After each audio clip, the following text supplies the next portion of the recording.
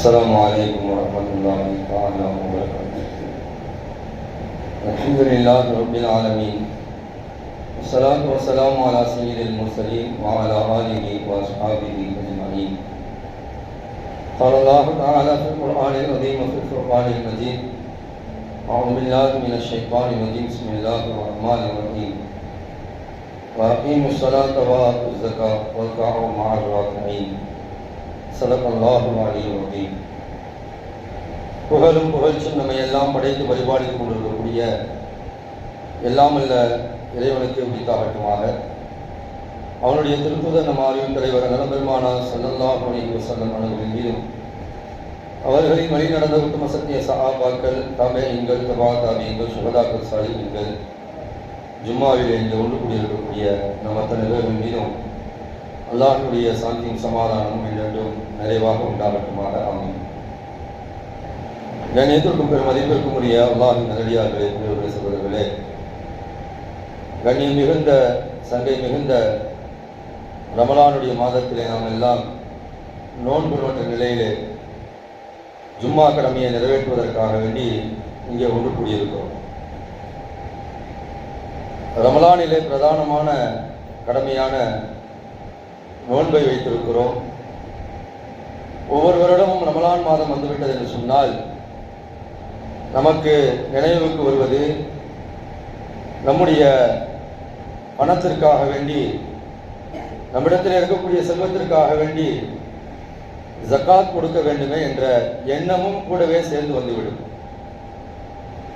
உலகம் முழுக்க இதே நிலைதான். எல்லா ஊர்களிலேயும் சரி, எல்லா நாடுகளிலேயும் சரி, ரமலானுடைய மாதத்திலே நோன்பை எப்படி நிறைவேற்றுகிறார்களோ அதே போன்று இஸ்லாத்தினுடைய மூன்றாவது மிகப்பெரிய கடமையான ஜக்காத்தையும் நிறைவேற்றக்கூடியவர்களாக இஸ்லாமிய பெருமக்களை நாம் பார்க்கிறோம். ஆகையால் அந்த ஜக்காத்தை குறித்து இஸ்லாம் நமக்கு என்ன வழிகாட்டுகிறது என்பதை நாம் இந்த நேரத்திலே புரிந்து கொள்வோம். அன்புமிக்கவர்களே, ஜக்காத் யாரின் மீது கடமையாகிறது என்பதை நாம் முதலிலே தெரிந்து கொள்ள வேண்டும். யாரிடத்திலே தங்கம் 87.5 கிராம் இருக்கிறதோ அவரின் மீது ஜக்காத் கடமையாகிறது. யாரிடத்திலே வெள்ளி 600 கிராமுக்கு மேல இருக்கிறதோ அவரின் மீது ஜக்காத் கடமையாகிறது. யாரிடத்திலே தங்கத்திற்கும் வெள்ளிக்கும் நிகரான பணம் இருக்கிறதோ அவரின் மீது ஜக்காத் கடமையாகிறது. இப்பொழுது 87.5 கிராம் ஒருவர் வைத்திருக்கிறார். ஏறக்குறைய ஒரு 11 பவுனுக்கு நெருக்கம். இந்த அளவு ஒருவரிடத்திலே நகை இருந்தது என்று சொன்னால், அதற்கு நிகரான பணம் இருந்தது என்று சொன்னால், மார்க்கம் அதிலிருந்து 2.5% எடுத்து ஏழைகளுக்கு கொடுக்க வேண்டும் என்பதாக சொல்லுகிறது. ஜக்காத் என்பது ஏழைகளுடைய உரிமை. அதை அல்லாஹ் தஆலா பணக்காரர்களிடத்திலே கொடுத்து வைத்திருக்கிறார். பணக்காரர்கள் அந்த ஏழைகளுக்கு தனக்கு அல்லாஹ் தஆலா கொடுத்திருக்கக்கூடிய அந்த பணத்திலிருந்து 2.5% ஒவ்வொரு வருடமும் ஒதுக்கி அவர்களுக்குரிய அந்த தேவையை நிறைவேற்ற வேண்டும் என்பதாக நம்முடைய இஸ்லாமிய மார்க்கம் நமக்கு சொல்லுகிறது. குர்ஆனிலே அல்லாஹ் தஆலா சொல்லுகிறான், "ஹுது மின் அம்வாலிஹிம்", அவர்களிடமிருந்து நீங்கள் ஜக்காத்தை எடுங்கள், எடுத்து அதை இல்லாதவர்களுக்கு கொடுங்கள் என்பதாக அல்லாஹ் ரப்பல் இஸ்ஸத் திருமறையிலே சொல்லி காட்டுகிறார். யாரிடமிருந்து ஜக்காத்தை வாங்க வேண்டும்? பணக்காரர்களிடமிருந்து ஜக்காத்தை எடுத்து அவர்களிடமிருந்து ஜக்காத்துடைய பணத்தை வாங்கி அதை பைத்துல் மாலிலே சேர்த்து அங்கிருந்து நீங்கள் ஏழைகளுக்கு விநியோகம் செய்யுங்கள். இது இஸ்லாமிய நாடுகள் முறையாக யார் ஆட்சி செய்கிறார்களோ, முறையாக அந்த பணத்தை யார் விநியோகம் செய்கிறார்களோ அது மாதிரியான நபர்களுக்கு இது பொருந்தும். அது மாதிரியான இஸ்லாமிய நாடுகளுக்கு பொருந்தும். அந்த காலகட்டத்திலே, பெருமானாருடைய காலகட்டத்திலே, சஹாபாக்களுடைய காலகட்டத்திலே எல்லோரும் தங்களுடைய ஜக்காத்துடைய பணத்தை பைத்துல் மாலிலே சேர்த்து விடுவார்கள். அங்கிருந்து ஏழைகளுக்கு விநியோகம் செய்து விடுவார்கள். ஆனால் இன்றைக்கு அது மாதிரியான ஒரு சூழ்நிலை இல்லை. என்று சொன்னால், யாரை நம்புவது, யாரிடத்திலே கொடுப்பது, யார் சரியான நபர்கள் என்பதை இன்றைக்கு அடையாளம் காண முடியவில்லை. அதனால் நாம் ஒவ்வொருவரும் நம்முடைய கடமையை நிறைவேற்றக்கூடிய வகையில் நம்மின் மீது ஜக்காத் கடமையாகிறது என்று சொன்னால் நாமவே முன் வந்து அந்த ஜக்காத்தை நிறைவேற்ற வேண்டும். கட்டாய கடமை என்பதாக குர்ஆன் நமக்கு சொல்லி காட்டுகிறது. இஸ்லாத்தினுடைய மூன்றாவது ஒரு கடமை. தொழுகை எப்படி ஒரு கடமையோ, நோன்பு எப்படி ஒரு கடமையோ, ஹஜ் எப்படி ஒரு கடமையோ, அதே போன்று ஜக்காத்தும் யாரின் மீது அது கடமையாகி விட்டதோ அவர் கண்டிப்பாக அதை கொடுத்தே ஆக வேண்டும். கடந்த காலத்தில் அவர் கொடுக்காமல் இருந்திருந்தாலும் இப்பொழுது அவருக்கு மார்க்க சட்டம் தெரிகிறது என்று சொன்னால் கடந்த காலத்திற்கும் அவர் என்ன செய்ய வேண்டும், சேர்த்து அந்த ஜக்காத்துடைய பணத்திலிருந்து அவர் அந்த தொகையை அவர்களுக்கு செலவிட வேண்டும். இது நம்முடைய மார்க்க நமக்கு சொல்லக்கூடிய அற்புதமான செய்திகள். சரி, இந்த ஜக்காத்தை கொடுக்கிறதுனால என்ன பயன் இருக்கிறது, ஏன் கொடுக்க வேண்டும், அதையும் தெளிவாக திருமறை சொல்லி காட்டுகிறது.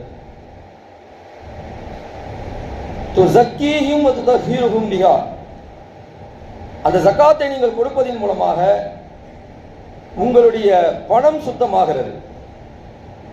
கிட்டத்தட்ட நம்மகிட்ட ஒரு 10 லட்சம் இருக்கு அப்படி என்று சொன்னால் அந்த 10 லட்சத்திலிருந்து நாம் ஒரு 2500 ரூபாய் ஜக்காத்தை கொடுக்கிறோம் என்று சொன்னால் அந்த மீறி இருக்கக்கூடிய அந்த பணம் இருக்கிறது, அது சேஃபாக பயனுள்ளதாக நமக்கு எப்பொழுதும் நிரந்தரமாக நம்முடைய கையிலேயே இருக்கும். அல்லாஹ் தஆலா அந்த பணத்தை சுத்தப்படுத்துகிறான், எஞ்சி இருக்கக்கூடிய பணத்தை சுத்தப்படுத்துகிறான். நம்முடைய மனதையும் அல்லாஹ் தஆலா சுத்தப்படுத்துகிறான், அந்த பணத்தையும் சுத்தப்படுத்துகிறான். அந்த பணத்தை கொடுத்த அந்த மனிதனுடைய மனதையும் அல்லாஹ் தஆலா என்ன செய்கிறான், சுத்தப்படுத்துகிறான். பொதுவாக யாருடைய கல்வில, யாருடைய உள்ளத்துல கொடுக்க வேண்டும் என்ற எண்ணம் இருக்கிறதோ அவர்கள் தான் கொடுப்பார்கள். 1000 தான் குர்ஆனுடைய சட்டங்களை சொன்னாலும், 1000 தான் ஹதீஸ்களை எடுத்து வைத்தாலும் கூட, அதனுடைய தண்டனைகளை வகைகளை சொன்னாலும் கூட, மனதில் இருக்கக்கூடியவர்கள் தான் அந்த ஜக்காத்தை நிறைவேற்றுகிறார்கள், தான தர்மங்களை செய்கிறார்கள். இல்லை என்றால் கொடுத்தால் குறைந்து போய்விடுகிறது என்ற எண்ணம் அவருடைய உள்ளத்தில் ஏற்பட்டு விடுகிறது. அதனால்தான் உள்ளம் பரிசுத்தப்படுத்தப்படுகிறது. யாருடைய உள்ளம் பரிசுத்தமாக இருக்கிறதோ அவர் தான் அந்த ஜக்காத்தையும் என்ன செய்வார், நிறைவேற்றுவார், தான தர்மங்களையும் கொடுப்பார். குர்ஆன்ல ஒரு வசனம் இறங்குகிறது, லன் தனாலுல் பிர்ர ஹத்தா துன்ஃபிகு மிம்மா துஹிப்பூன். நீங்கள் பிரியப்படக்கூடிய ஒன்றை தர்மம் செய்யாத வரைக்கும், பிறருக்கு கொடுக்காத வரைக்கும் நீங்கள் நன்மையை அடைய மாட்டீர்கள் என்பதாக ஒரு வசனம் இறங்குகிறது. அபூ தல்ஹா ரலியல்லாஹு அன்ஹு சொல்லப்படக்கூடிய ஒரு சஹாபி ஓடோடி வந்து பெருமானாரிடத்தில் சொன்னார்கள், யா ரசூலல்லாஹ், இப்படி ஒரு குர்ஆனுடைய வசனம் இறங்கி இருக்கிறதாமே, எனக்கு இந்த உலகத்திலேயே மிக பிரியமானது என்னுடைய தோட்டம் பைரோஹா, அதுதான் எனக்கு ரொம்ப பிரியமானது, என்னுடைய சொத்துக்கு இல்லையே அதுதான் ரொம்ப பிரியமானது, வைத்துக் கொள்ளுங்கள் என்று பெருமானுடைய கையிலே கொடுத்து விட்டார்கள். இப்ப யாருடைய உள்ளத்துல வந்து கொடுக்க வேண்டும் என்ற எண்ணம் இருக்கிறதோ அவர்கள் கண்டிப்பாக கொடுப்பார்கள். இந்த ஜக்காத்துடைய சட்டத்தை பொறுத்த வரைக்கும் இந்த ஜக்காத்தை நிறைவேற்றும் போது அல்லாஹ் தஆலா அந்த பணத்தையும் சுத்தப்படுத்துகிறான், கொடுத்த நபருடைய உள்ளத்தையும் அல்லாஹ் தஆலா என்ன செய்கிறான், சுத்தப்படுத்துகிறான். தேவையில்லாத செலவுகள் வராது.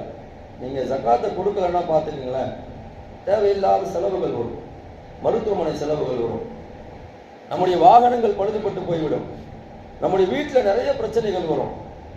நமக்கு தெரியாது, நம்ம கொடுக்காத அந்த ஜக்காத்துடைய பணத்தை தான் இங்க செலவழிச்சிட்டு இருக்கோம், நமக்கு தெரியாது. நம்ம மருத்துவமனைக்கு லட்சமா செலவு பண்ணுவோம், நிறைய விஷயங்களுக்கு, தேவையில்லாத விஷயங்களுக்கெல்லாம் செலவு செய்து கொண்டே இருப்போம். நமக்கு தெரியாது எதனால் இந்த செலவை அல்லாஹ் தஆலா ஏற்படுத்துகிறான் என்று சொன்னால், உங்களுடைய சொத்து பாதுகாக்கப்படவில்லை, உங்களுடைய சொத்து பரிசுத்தப்படுத்தப்படவில்லை. ஜக்காத்தை முறையாக நாம் கொடுத்திருந்தோம் என்று சொன்னால் அல்லாஹ் தஆலா தேவையில்லாத செலவுகளை கொடுக்க மாட்டான் என்பதாக நாயகம் ஸல்லல்லாஹு அலைஹி வஸல்லம் சொன்னார். நீ கொடுத்து பாருங்க ஒரு தடவை. நிறைய பேருக்கு அந்த எண்ணம் வர்றது கிடையாது. நிறைய பேர் ஜக்காத்துல என்னன்னு கேட்கிறாங்க, பெரிய பெரிய பணக்காரர்கள். ஜக்காத்தை கொடுக்கணும், கொடுத்தோம் என்று சொன்னால் குறைவு அல்ல. நாம் கொடுப்பதில் 2.5% போனாலும் கூட அல்லாஹ் தஆலா அந்த 2.5% அல்லாஹ் தஆலா அதிகப்படுத்தி தருவார். 1 லட்சம் போனால் அல்லாஹ் தஆலா 10 லட்சமாக தருவார். அதனால ஜக்காத் கொடுக்கிறதுல நம்ம எந்த சமரசத்திற்கும் வந்துவிடக்கூடாது. கொடுக்க கொடுக்கத்தான் அல்லாஹ் தஆலா என்ன செய்வான், வாரி கொடுப்பான். எடுக்க எடுக்கத்தான தண்ணீர் சுரக்கும் என்பதாக சொல்லுவார்கள். ஒரு கிணறு தோன்றும், அந்த கிணறு அப்படியே விட்டோம்னா அது பாலும் கிணறாக ஆகிவிடும். நீங்க தண்ணீர் எடுத்துக்கிட்டே இருங்க, அது சுரந்துக்கிட்டே இருக்கும். அது மாதிரி இந்த பணத்தை நீங்க கொடுத்துக்கிட்டே இருங்க. கொடுக்க கொடுக்க குறைவதாக தெரியலாம், குறைவாகத்தான் குறையும், ஆனால் நிறைவாக அல்லாஹ் தஆலா கொடுப்பார். அன்பு மிக்கவர்களே, இந்த ஜக்காத்தை கொடுப்பதின் மூலமாக அல்லாஹ் தஆலா நம்முடைய பணத்தையும் நம்முடைய மனதையும் அல்லாஹ் தஆலா பரிசுத்தப்படுத்துகிறான் என்பதை நம்முடைய உள்ளத்தில் ஆழ பதிய வைத்துக் கொள்ள வேண்டும். அது மட்டுமல்லாமல் இது ஒரு கடமை, இது அல்லாஹ் நம்மின் மீது வைத்திருக்கக்கூடிய ஒரு ஃபர்ல். நம்மின் மீது ஜகாத் கடமையாக விட்டது என்று சொன்னால் கொடுத்தே ஆக வேண்டும் என்று அல்லாஹ் சொல்லியிருப்பதையும் நம்முடைய ஞாபகத்திலே நாம் வைத்துக் கொள்ள வேண்டும்.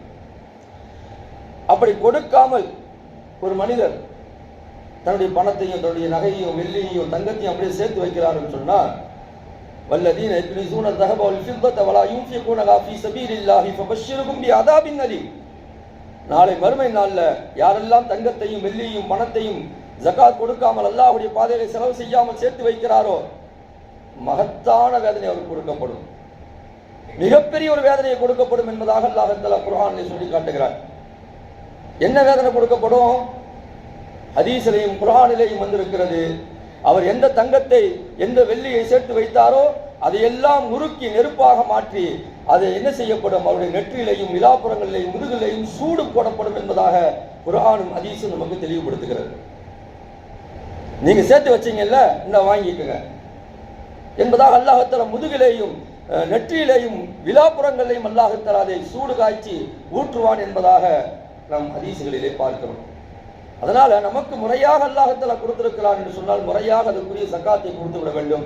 அது ஏழைகளுக்குரிய ஒரு உரிமை. நீங்க கொடுத்து பாருங்களேன்.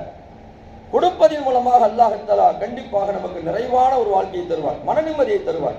நம்முடைய பணத்திலையும் அல்லாஹ் தஆலா பரக்கத் செய்வான், தொழில்துறையிலையும் அல்லாஹ் தஆலா பரக்கத் செய்வான். எல்லாவற்றிலையும் அல்லாஹ் தஆலா ஏற்றத்தை தான் தருவானே தவிர இரக்கத்தை தரமாட்டான். கொடுத்து பாருங்க.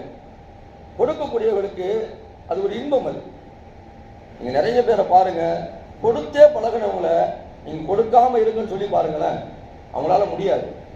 அது ஒரு விதமான ஒரு இன்பம். அது கொடுக்க வேண்டும், பிறருக்கு கொடுக்க கொடுக்க. சிலர்லாம் நம்ம கேள்விப்படுறோம், அல்ஹம்துலில்லாஹ் வாரி கொடுக்குறாங்க. ஏழைகளுக்கு என்ன செய்யறாங்க? வாரி கொடுக்குறாங்க. அல்லாஹ் நமக்கு கொடுத்திருக்கிறான், நம்முடைய பணம் இல்லை இது, அல்லாஹ் நமக்கு கொடுத்திருக்கிறான். இதை நம்ம ஏழைகளுக்கு கொடுக்கணும். அல்லாஹ் அப்படித்தான் இந்த சட்டத்தை அமைத்திருக்கிறான். கைலா எப்போட தூரத்தம் பைனல் அக்னியா மின்கும். ஜகாத்துடைய சட்டத்தை ஏன் அல்லாஹ் கொண்டு வந்தான் என்று சொன்னால், உங்களுடைய பணக்காரர்களுக்கு மத்தியிலேயே இந்த பணம் சுற்றி கொண்டிருக்க வேண்டும் என்பதற்காக வேண்டிய அல்ல, மாறாக பணக்காரர்களிலிருந்து வேறு நபர்களுக்கு இது இடம்பெயர்ந்து செல்ல வேண்டும். பணக்காரர்களிலிருந்து ஏழைகளுக்கு செல்ல வேண்டும். அவர்கள் வாங்கியவர்களாக இருந்தவர்கள் கொடுப்பவர்களாக மாற வேண்டும். இதுதான் ஜகாத்தினுடைய பொருளாதார புரட்சி. இது இஸ்லாமிய மார்க்கம் மட்டும் இந்த உலகத்தில் சொல்லுகிறது. வேறு எந்த மார்க்கமும் இதை சட்டமாக சொல்லவில்லை. மற்ற மதங்கள் இதை சைலண்டா செய்யறாங்க. கிறிஸ்தவர்களை நாம் கேள்விப்படுகிறோம், அவருடைய அந்த பாதிரியார்கிட்ட நம்ம பேசும்போது சொல்றாங்க, எங்களுடைய இந்த சபையில் இருக்கக்கூடியவங்க 2.5% என்ன செய்யணும் சொன்னா கொடுக்கணும் என்பதாக சொல்லுகிறாங்க. எல்லாத்தையும் தூக்கிட்டு போய் பாதிரியார் கையில கொடுத்துருவாங்க. அவர் என்ன செய்யறாரோ அவருக்கும் இறைவனுக்கும் வெளிச்சம் சொல்லுகிறாங்க. அவங்களுக்கு கடமையா சொல்லப்படலை, நமக்கு கடமையாக வலியுறுத்தி சொல்லப்பட்டிருக்கக்கூடிய 5 கடமைகள்ல ஒரு கடமையாக சொல்லப்பட்டிருக்கக்கூடிய ஒன்று இது ஜகாத். அதனால இதை கொடுப்பதன் மூலமாக அல்லாஹ் நமக்கு பரக்கத்தை தருவான் என்பதை நாம் நம்முடைய ஞாபகத்தில் வைத்துக் கொள்ள வேண்டும். இது ஏழைகளுக்கு போய் சேர வேண்டிய உரிமை என்பதாக நம்முடைய மார்க்கம் சொல்லி காட்டுகிறது. ரசூலுல்லாஹி ஸல்லல்லாஹு அலைஹி வஸல்லம் மறைவுக்கு பிறகு சில பேர் இஸ்லாத்தை விட்டு வெளியே போய் விட்டார்கள். சில பேர் என்ன செஞ்சாங்கன்னு சொன்னால், நாங்கள் ஜகாத்தை இனிமேல் தரமாட்டோம், சுல்லாவுடைய காலத்தில் கொடுத்தோம், அது ஒரு வரி, இப்பொழுது நாங்கள் கொடுக்க வேண்டிய அவசியம் இல்லை என்பதாக சொன்ன போது ஹஜ்ரத் அபூபக்கர் ரலியல்லாஹு சொன்னார்கள், சுல்லாவுடைய காலத்தில் ஒரு ஒட்டகத்தை வைத்திருக்கிறார், அந்த ஒட்டகத்தை கட்டுறதுக்கு ஒரு கயிறை வச்சிருக்கிறார். அந்த கயிறை அவர் ஜகாத்தாக கொடுத்திருந்தாலும் இன்னைக்கு அந்த கயிறை அவர் ஜகாத்தாக கொடுக்க மறுத்தால் அவர்கள் மீது நான் போர் தொடுப்பேன் என்பதாக அபூபக்கர் ரலியல்லாஹு சொன்னார்கள். சாதாரணமான ஒரு விஷயம் அல்ல. ஜகாத்தை கொடுக்க மறுப்பவர்கள் மீது நான் போர் தொடுப்பேன் என்பதாக அபூபக்கர் ரலியல்லாஹு சொல்லியிருக்கிறார்கள் என்று சொன்னால், ஜகாத் கொடுப்பதனுடைய வெயிட் எவ்வளவு என்பதை நமக்கு உணர்த்தியிருக்கிறார்கள். அது எவ்வளவு முக்கியத்துவமான ஒரு கடமை என்பதாக நமக்கு உணர்த்தியிருக்கிறார்கள். ஐயா அன்புமிக்கவர்களே, 11 பவுனு 600 கிராமுக்கு மேல வெள்ளி இருக்குது, நம்மகிட்ட அதுக்கு நிகரான பணம் இருக்கிறது என்று சொன்னால் கண்டிப்பாக அந்த 11 பவுனுக்கும் சேர்த்து நீங்கள் என்ன செய்யணும்? ஜகாத் கொடுக்கணும். சில சட்டங்கள் கேட்பார்கள், 11 பவுனை கழிச்சிட்டு அதுக்கு மேல இருக்கிறத கொடுக்கணுமா அப்படின்னு கேட்பாங்க. இல்ல 11 பவுனுக்கு சேர்த்து கொடுக்கணும். நம்ம ஏதாவது ஒன்று சொல்லிட்டோம்னு சொன்னா அது இருக்கிறதே 10 பவுன் தான், அப்ப கொடுக்க வேண்டிய அவசியம் இல்லைல்ல. அந்த சட்டத்தை நம்முடைய வாயிலிருந்து வாங்கணுன்றதுக்காக வேண்டி அந்த 11 பவுனுக்கு கொடுக்கணுமா அப்படின்னு கேட்பாங்க. அதையும் சேர்த்து தான் கொடுக்க வேண்டும். அதையும் சேர்த்து அதற்கு மேல் எவ்வளவு இருக்கிறதோ அதை 2% கணக்கிட்டு அதற்காக வேண்டி நம்ம என்ன செய்யணும்? ஜக்காத்தை நிறைவேற்ற வேண்டும். அது நிறைவேற்றுவதன் மூலமாக அல்லாஹ் நிறைய பரக்கத்துகளை நமக்கு தருவான் என்பதில் எந்த விதமான சந்தேகமும் கிடையாது. இப்போ இதில் சில விதமான மசாயில்களை நாம் தெரிந்து கொள்ள வேண்டும். இந்த ஜக்காத்தை யாருக்கெல்லாம் கொடுக்க வேண்டும்? குர்ஆன் அழகான முறையில் தெளிவுபடுத்தி விட்டது. 8 நபர்களுக்கு இந்த ஜக்காத்தை நீங்கள் கொடுக்கலாம் என்பதாக இறைவன் திருமறையில் மிக தெளிவாக தெளிவாக சொல்லிவிட்டான். இந்த ஸதகாத்து லில் ஃபுகரா, பரம ஏழைகளுக்கு நீங்கள் ஜக்காத்தை கொடுக்க வேண்டும்.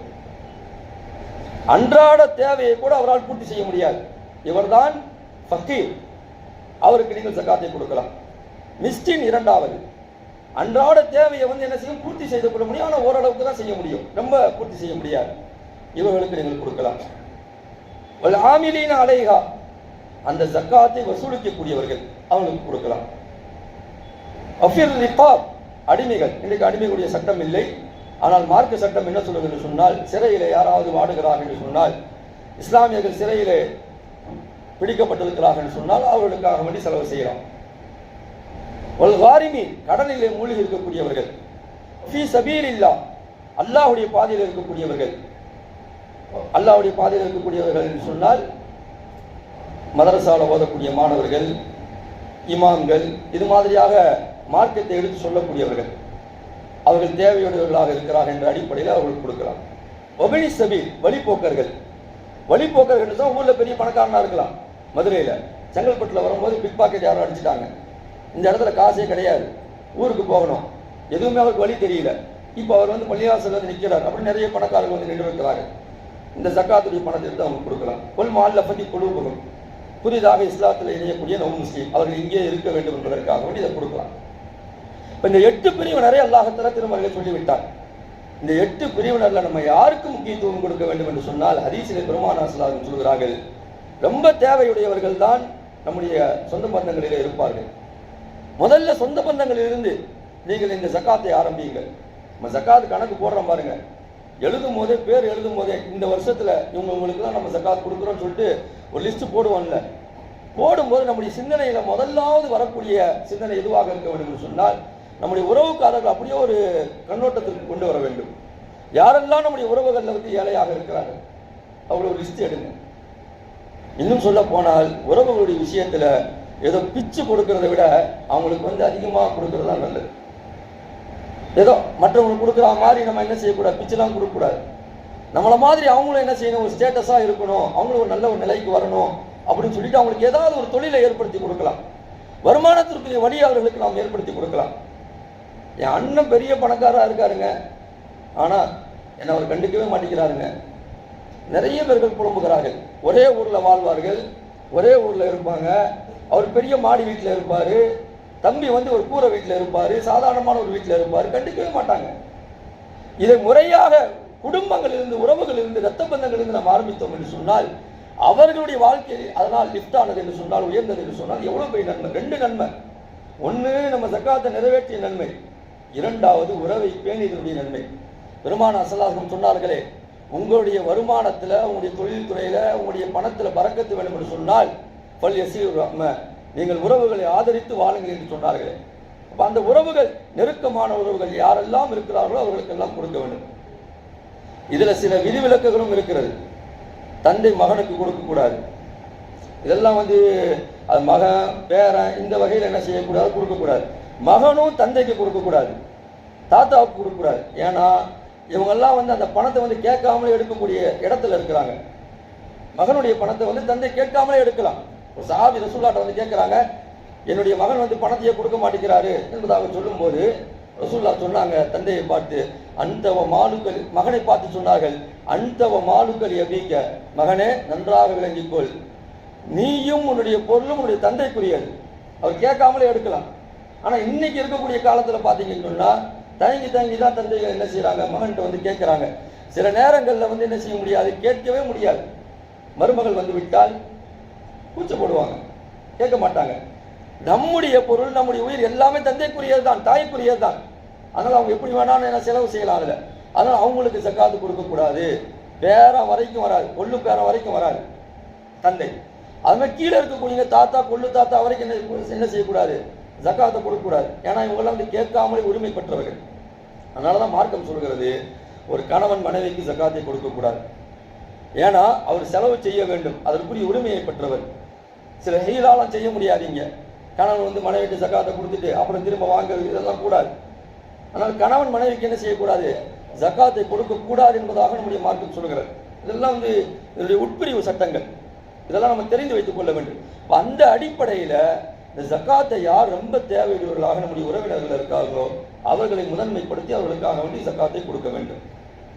இப்போ நம்முடைய மனைவிட்ட நகை இருக்கு, அந்த நகைக்கு யார் ஜக்காத் கொடுக்கணும் என்று சொன்னால் நம்முடைய மார்க்கம் சொல்கிறது, ஜக்காத்துக்கு ஒரு சில விளக்கங்கள் இருக்கிறது. அந்த பணம் கையில் வந்ததிலிருந்து 1 வருடம் பூர்த்தியாகி நம்மிடத்தில் இருக்க வேண்டும். இதான் ஜக்காத்தினுடைய சட்டத்தினுடைய அடிப்படை விஷயம். 1 வருடம் அந்த பணம் நம்மிடத்தில் இருக்க வேண்டும். அது வந்து அந்த நிசாபுடைய அளவை எத்தி இருக்க வேண்டும். அது 85 கிராம் அல்லது 11 பவுன் இந்த அளவுக்கு இருக்கணும். அதுக்கு நிகரான பணம் இருக்கணும். 3வது அது நமக்கு சொந்தமானதாக இருக்க வேண்டும். அந்த பணம் அந்த நகைலாம் நமக்கு சொந்தமானதாக இருக்க வேண்டும். இப்போ மனைவி என்ன செய்யறாங்க, அந்த பணத்தை வந்து அந்த நகையை வந்து நமக்கு சொந்தப்படுத்தி கொடுத்துட்றாங்க. இந்த நகையை நீங்கள் வச்சுங்க, வியாபாரத்தில் போட்டுங்க, என்ன வேணா செஞ்சுக்குங்கன்னு சொல்லிட்டு நமக்கு தம்லீக் செய்து கொடுத்து விட்டார்கள். நம்முடைய மில்கியத்தில் கொடுத்துட்டாங்கன்னு சொன்னால், நமக்கு சொந்தமானதாக ஆக்கி விட்டாங்கன்னு சொன்னால் நம்ம தான் அதுக்கு ஜக்காத் கொடுக்கணும். உன் மேலாம் எனக்கு நம்பிக்கை கிடையாது, நகையை கொடுத்தா நான் அப்படியே காலி பண்ணிடுவேன், நான் நகையை தரமாட்டேன்னு சொல்லிட்டு சில மனைவிகள் வைத்திருப்பாரு. எவ்வளோ கதறி கேட்டாலும் தரமாட்டாங்க, காலில் உளுந்து கேட்டாலும் தரமாட்டாங்க. ஏன்னா இவரை பற்றி அந்த அம்மாவுக்கு தெரியும், கொடுத்தா 1 நிமிஷத்தில் காலி பண்ணிட்டு வந்துடுவார். அதனால அந்த அம்மாவே கையில் வச்சிருப்பாங்க. இப்போ இதற்கு யார் ஜக்காத் கொடுக்கணும்னு சொன்னால் அந்த அம்மா தான் கொடுக்கணும். ஏன்னா அதனுடைய மில்கியத் அவர்கள் மீது தான் இருக்கிறது, அது சொந்தப்படுத்தி வைத்திருக்கிறார்கள். ஆனால் இன்னைக்கு நடைமுறையில் பார்த்தீங்கன்னு சொன்னால் மனைவிக்குரிய அந்த நகைக்குரிய ஜக்காத்தை கணவன்கள் நிறைவேற்றுகிறார்கள். நம்ம அவங்களுடைய பொறுப்புதாரியில நம்ம அவங்கள பார்த்துக்கிறோம்ல, அதனால அவங்களுடைய நகைக்குரிய ஜக்காத்தை நம்மளே கொடுத்துடலாம் என்பதாக கொடுக்கிறார்கள். கடமையா என்று சொன்னால் கடமை கிடையாது. கடமை யார் மீது சொன்னால் மனைவி மீது தான். ஏன்னா அவங்க தான் நகையை வச்சிருக்கிறாங்க, அவங்க தான் கொடுக்கணும். நம்ம மேல் மிச்சமாக என்ன செய்கிறோம், கொடுக்கிறோம். இதில் இன்னொரு கூடுதலான ஒரு சட்டம் என்னன்னு சொன்னால், மனைவிக்குரிய நகை இருக்கிறது, அதற்கு ஜக்காத்தை அவங்க கொடுக்குறாங்க அல்லது நம்ம கொடுக்குறோம். பிள்ளைகளுக்குன்னு சொல்லிட்டு நிறைய நகையை வாங்கி சேர்த்து வச்சிருப்பாங்க, 50 பவுன் 100 பவுனு.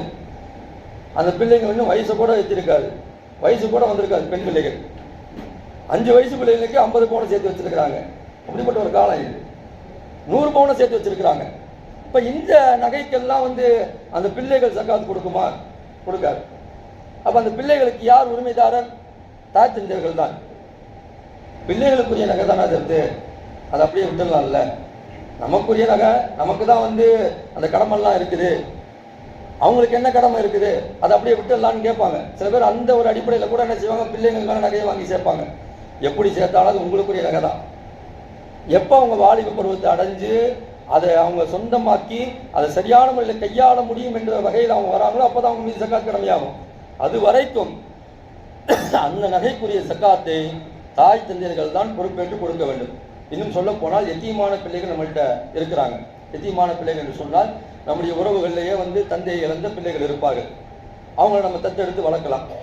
அவங்களுக்குரிய பராமரிப்புகள் எல்லாம் நம்மள்கிட்ட இருக்கும். சின்ன பிள்ளைங்களா இருப்பாங்க. ஆனால் அவங்க அத்தா நிறைய சொத்தை நமக்கு விட்டுட்டு போயிருப்பாரு, அந்த பிள்ளைக்காக விட்டு போயிருப்பாரு. இப்போ அதுக்குரிய ஜக்காத்தையும் நம்ம என்ன செய்யணும், கொடுக்கணும் கண்டிப்பாக.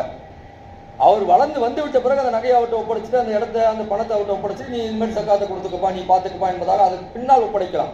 நம்மள்கிட்ட இருக்கிற வரைக்கும் அந்த எத்தீமான பிள்ளைகளுடைய ஜக்காத்தை நம்ம தான் நிறைவேற்ற வேண்டும் என்பதாக மார்க்கம் சொல்லுகிறது. அதே போன்று நிறைய சட்டங்கள் இந்த மார்க்கத்தினுடைய விஷயத்தில் சொல்ல, கடன் இருக்கு, ஆனால் பெரிய ஒரு செல்வந்தர், கடன் நிறைய இருக்கு, ஜக்காத் கொடுக்கலாமான்னு கேள்வி கேட்குறாங்க. கண்டிப்பாக கொடுக்க வேண்டும் என்று சொன்னால் பணம் ரிட்டர்ன் வரக்கூடியது. அந்த கடன் நம்ம கொடுத்து வச்சிருக்கிறோம், அது என்ன செய்யறது, நிறைய பேர்ட்டு அங்கங்கே கொடுத்து வச்சிருப்போம், அது ரிட்டர்ன் நம்முடைய கையில் தானே வரப்போகுது. அதாவது இந்த 10 லட்சம் தான் இருக்குது, மீது எல்லா பணமும் வெளியே கிடக்குது, இதுக்கு போய் நான் ஜக்காத் கொடுக்கணுமா? கொடுத்தே ஆக வேண்டும். ஏன்னா அதெல்லாம் ரிட்டர்ன் வரக்கூடியது, எப்படி உங்கள்கிட்ட வந்து சேரக்கூடியது தான். ஆனால் அதற்கெல்லாம் ஜக்காத் கொடுக்க வேண்டும். வியாபாரத்தை பொறுத்த வரைக்கும் பார்த்தீங்கன்னா ஷேர் ஹோல்டராக இருக்கிறாங்க. அப்படி என்று சொன்னால் அவங்க ஷேரில் இருந்தாலும் அந்த ஷேருக்குரிய அந்த ஜக்காத்தை என்ன செய்யணும்னு சொன்னால் கொடுக்க வேண்டும். ஒரு 4 நாளைக்கு முன்னாடி கூட இந்த மசாயில் ஒருத்தவங்க கேட்டாங்க, ஷேர் ஹோல்டராக இருக்கக்கூடியவங்க ஜக்காத் கொடுக்கணுமா? கண்டிப்பாக கொடுக்க வேண்டும். ஏன்னா இவங்க வந்து அதனுடைய பங்குதாரராக இருப்பதால் அவங்களுக்கு அதிலிருந்து வருமானம் வருவதால் அவங்க கண்டிப்பாக அதற்குரிய ஜக்காத்தை கொடுக்க வேண்டும். நிறைய மசாயில்கள் இதில் சொல்லப்படுகிறது.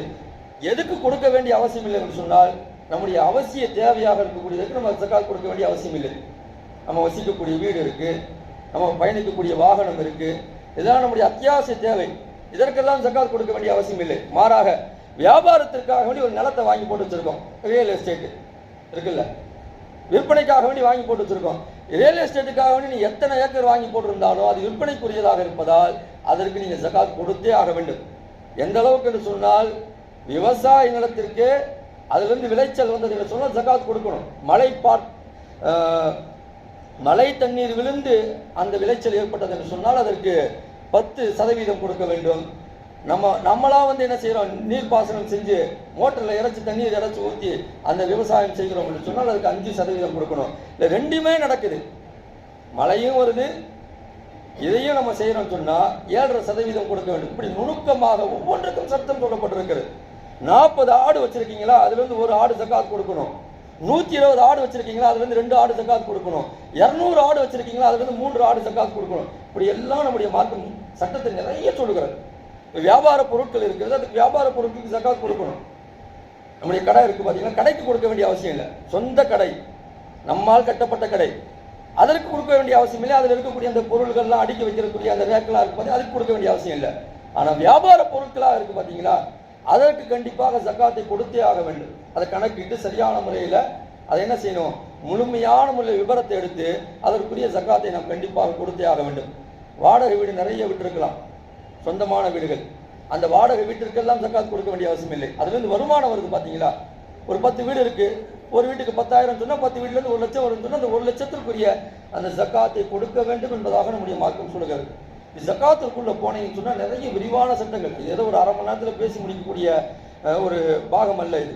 நிறைய விரிவான ஒவ்வொருவருக்கும் ஒவ்வொரு விதமான சந்தேகங்கள் இருக்கும், ஒவ்வொருவரும் ஒவ்வொரு துறைகளில் நம்ம இருக்கிறோம்.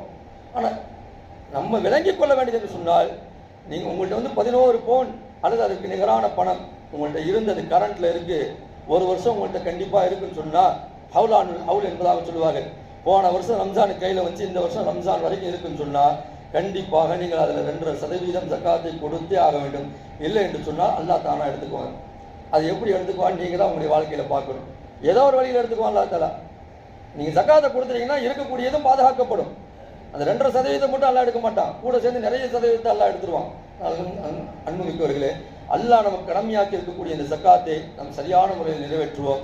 ரமலானுடைய காலங்களில் நிறைய பேர்கள் அந்த தேவையுடையவர்களாக இருப்பார்கள். அவர்களுடைய தேவைகளை நாம் பூர்த்தி செய்வோம். குறிப்பாக உறவுடைய தேவைகளை நாம் பூர்த்தி செய்வோம். அல்லாஹ் தஆலா அந்த தௌஃபீக்கை நமக்கு தருவானாக. நம்ம கொடுக்க அல்லாஹ் தஆலா நமக்கு கொடுத்து கொண்டே இருப்பான். அந்த பாக்கியத்தை பெற்றவர்களாக அல்லாஹ் தஆலா நம் சமுதாயத்தில் இருக்கக்கூடிய அத்தனை செல்வந்தர்களை மாக்குவானாக என்று துவா செய்து வார்த்தைகளை நிறைவு செய்கிறேன். வார்த்தை அல்ஹம்துலில்லாஹி ரப்பில் ஆலமீன். அஸ்ஸலாமு அலைக்கும் வரஹ்மத்துல்லாஹி.